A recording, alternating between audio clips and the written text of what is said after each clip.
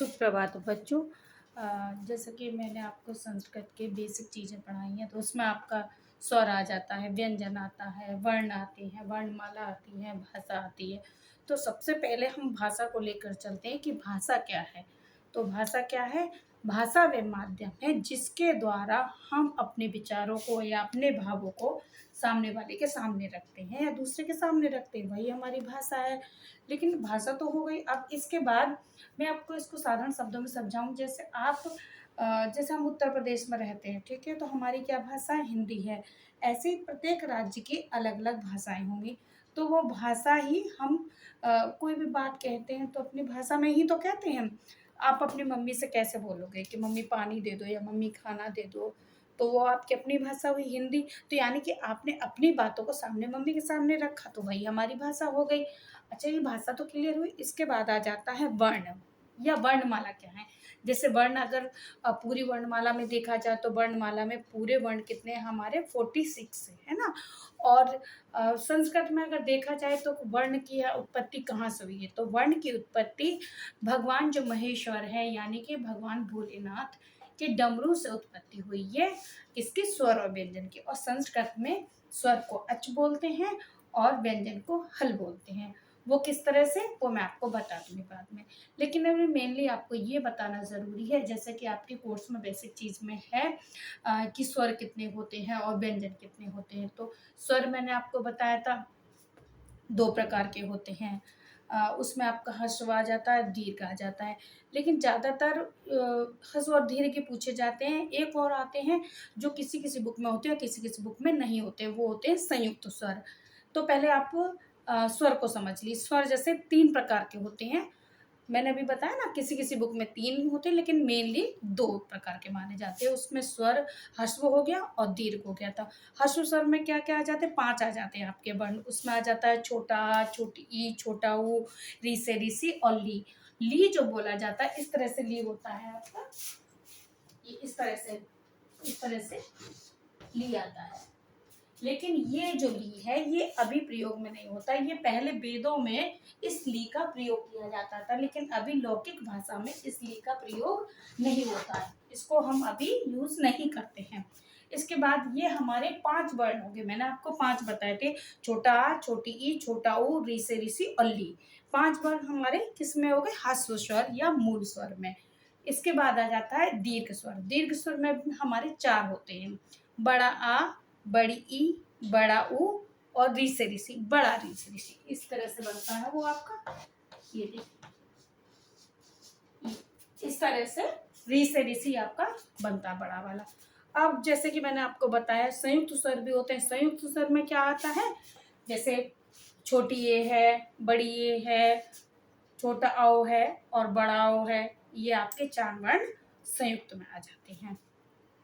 तो सारे मिलाकर अगर हम काउंट करते हैं तो 5 तो हमारे ह्रस्व स्वर में आ गए, 4 हमारे दीर्घ में आ गए और 4 हमारे संयुक्त स्वर बोल दो या मिश्र स्वर भी हम उसको कह सकते हैं। इस तरह से पूरा अगर मान के चलें तो हमारे स्वर कितने होते हैं? संख्या कितनी होती है? 13। ये आपको समझ में आ गया। इसके बाद आते हैं हम, हाँ, स्वर को मैंने ये भी बताया था संस्कृत में क्या बोलते हैं? अच। ये अच यानी कि स्वर को संस्कृत भाषा में अच कहा जाता है। इतना आप लोगों को समझ में आया?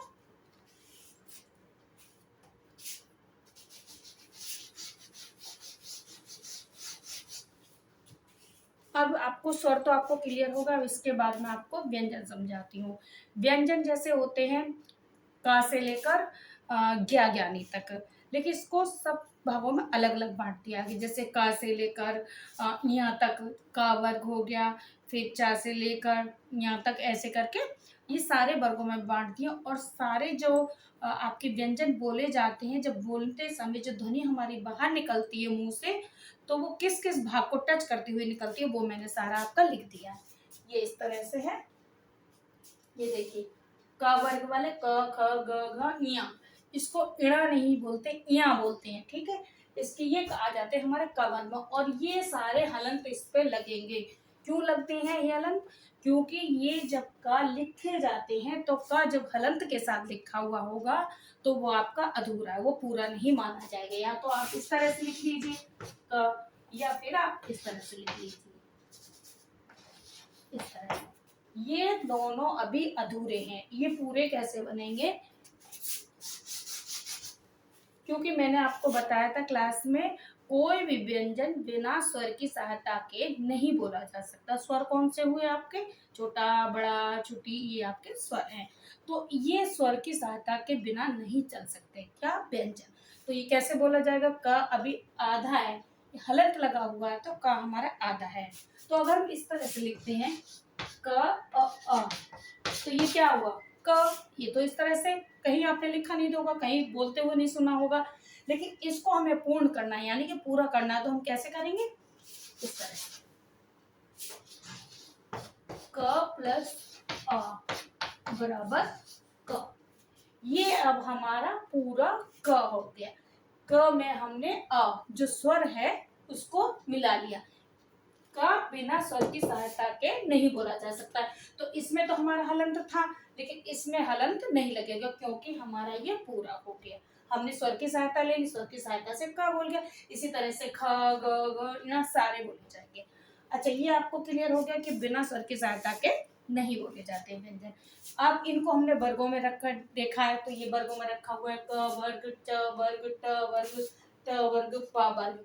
ये आपके किसमें जैसे का से लेकर ञ तक, ऐसे जब हम इनको बोलते हैं तो हमारी ध्वनि कंठ से बाहर निकलती है। देखिए इसमें लिखा हुआ है कंठ से बाहर निकलती है।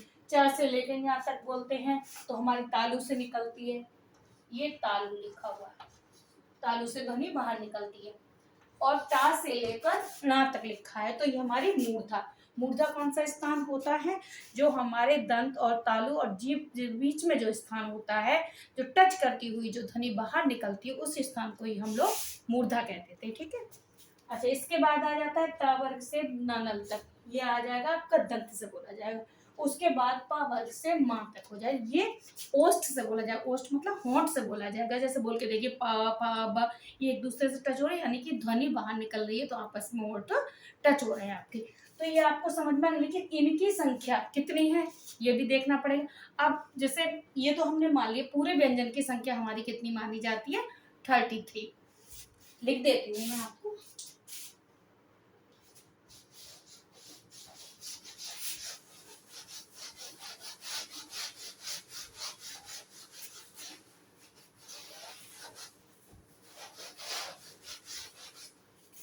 जैसे वर्णमाला में तो मैंने आपको बता दी थी, वर्णमाला में हमारे कितने 46 वर्ण होते हैं। ठीक है। वर्णमाला क्या होती है? अरे वर्णों को इस तरह से व्यवस्थित क्रम में अगर हम सजा देते हैं वर्ण को, तो वो हमारे क्या हो गए? वर्णमाला हो गई। ठीक है। इस तरह से हम ये वर्ण सजा रहे हैं, ये हमारी वर्णमाला बन गई। लेकिन वर्णमाला में भी हमारे पास स्वर हैं, व्यंजन है। अब जैसे मैंने एक माला ली, ठीक है, माला में मेरे पास बहुत सारे फूल है, उसमें गुलाब के भी फूल हैं और चमेली के भी फूल हैं, लेकिन उनको एक क्रम में रखा गया। पहले हम गुलाब के लगाएंगे, फिर चमेली के लगाएंगे, या एक गुलाब का लगाएं तो एक उसका लगाएंगे चमेली का। मतलब कुल मिलाकर अच्छी तरह से व्यवस्थित क्रम में हम जब उसको लगा लेंगे तो वो एक अच्छी सी हमारी माला बन जाएगी। इसी तरह से हमारी वर्णमाला बनेगी। तो वर्णमाला में सबसे पहले हमने किसको लगाया? स्वर को लगाया, उसके बाद हमने व्यंजन को लगा दिया। ठीक है। अब आपको वर्ण समझ में आ गए। वर्ण क्या है? भाषा की सबसे छोटी इकाई को वर्ण कहते हैं। अच्छा, भाषा क्या है? भाषा वे माध्यम है जिसके द्वारा हम अपने विचारों को सामने वाले के सामने रखते हैं। कैसे रखते हैं? बोलकर, सुनकर, पढ़कर, लिखकर, इसी तरह से हम अपनी बातें रखते हैं सामने वाले के साथ। ठीक है। अब आपका जैसे मैंने स्वर समझा, अब आ जाइए व्यंजन पर। व्यंजन हमारे कितने प्रकार के होते हैं? 3 प्रकार के।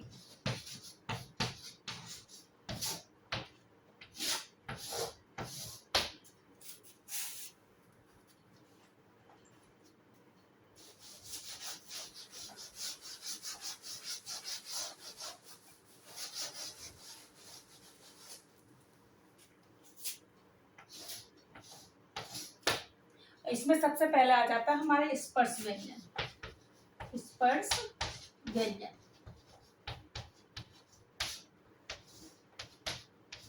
इसके बाद आ जाता है हमारा अंतस्थ व्यंजन। अंतस्थ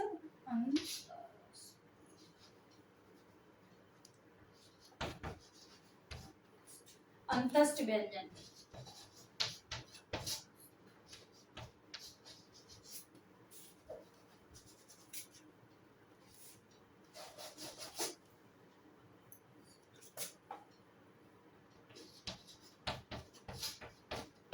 इसके बाद आ जाता है ऊष्म व्यंजन। ऊष्म व्यंजन, ठीक है। अच्छा, ये कौन कौन से होते हैं वो भी मेरे पास, का से लेकर का से मा तक संख्या कितनी होती है इनकी 25। और ये होते हैं या से लेकर